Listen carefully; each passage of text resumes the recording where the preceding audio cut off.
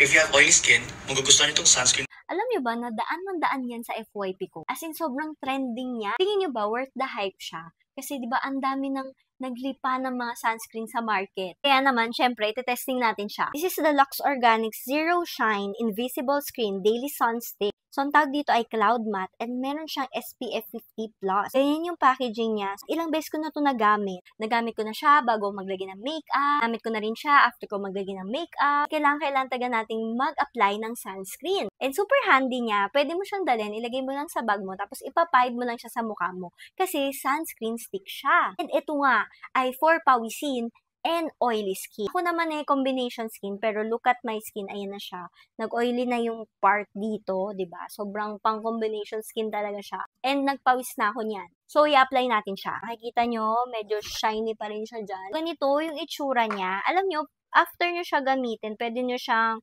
applyan na alcohol, tapos i-wipe nyo lang siya ng tissue para malinis siya, 'di ba? And let's start. So, ganyan siya. Tingnan nyo. Ayan o.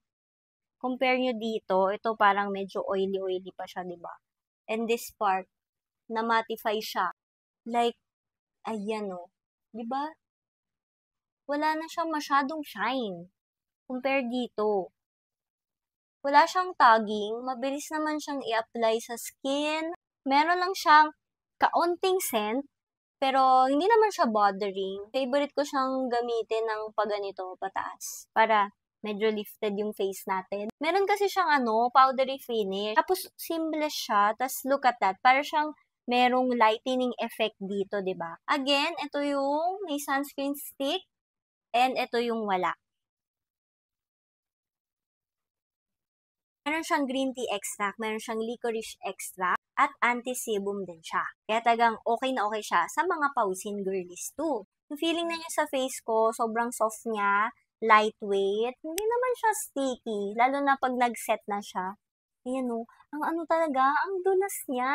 Parang nakapag-retouch ka na, ganun. And ang bilis niya, pagkalagay ko sa kanya, ang bilis niya ma-absorb ng skin. Tingnan natin dito sa kabilang side. And alam niyo ba, super affordable nito, below 500.